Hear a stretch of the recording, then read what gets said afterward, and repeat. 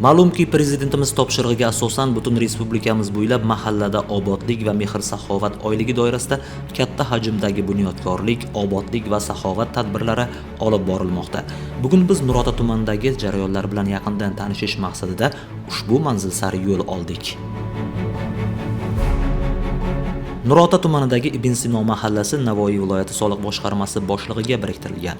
Boshqarma boshlig'i Sunnatulla Nazarov dastlab mahalla yettiligi bilan yig'ilish o'tkazib, qilinishi lozim bo'lgan ishlar rejasini tuzib oldi.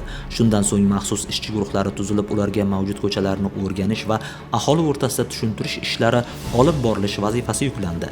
Shu kuni mahallaning barcha fuqarolari bilan uyma-uy yurilib, suhbatlashildi. Amalga oshirilishi zarur bo'lgan ishlar tushuntirildi. Fuqarolar ham daxldorlik hissini to'ygan holda ezgu yumushlarga kirishib ketishdi. Oradan 3 kun o'tgach, boshqarma boshlig'i obodlik yumushlari bilan tanishish maqsadida yana ushbu mahallada bo'ldi.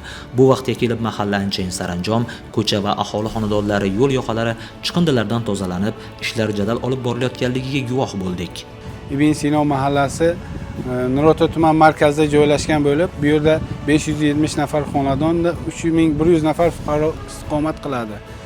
Ushbu fuqarolar asosan xizmat ko'rsatish, dehqonchilik, chorvachilik bilan shug'ullanadi. Ibn Sino mahallasida bitta maktab, bitta masjid va tuman tibbiyot birlashmasi joylashgan. Hozirgi kunda obodonlashtirish ishlari olib borilmoqda. Mahallada bizlar har kun o'sha yerga mahallaga borib, xodimlar bilan birga obodonlashtirish ishlarini tashkil etib, aholi bilan birgalikda aholining kayfiyatiga qarab yordam berib kelmoqdamiz. Ishlarni shu mustaqillik bayramigacha yakunlab, yaxshi sharoit qilib berishni ta'minlanadi. Dolzarb 40 kunlik tadbirida faqatgina obodonlashtirish emas, aholining daromadini oshirishga xizmat qilayotgan tadbirkorlik subyektlari va namunali loyihalarni boshqa xonadonlarda ham joriy etish ishlari tashkil etilmoqda. Sunnatulla Nazarov mahalladagi polietilen idishlar ishlab chiqaruvchi sex faoliyati bilan tanishdi.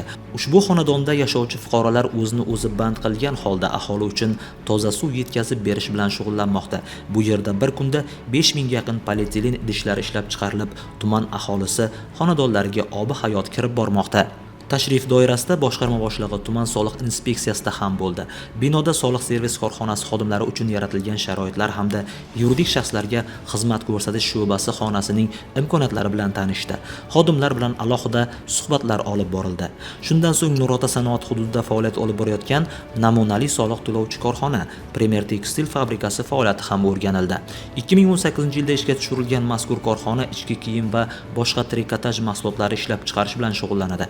Yillik ishlab chiqarish hajmi 1,5 million donani tashkil etadi. Mahsulotlar asosan Rossiyaga eksport qilinmoqda. Hozir korxonada 100 nafarga yaqin xotin-qizlar mehnat qilmoqda.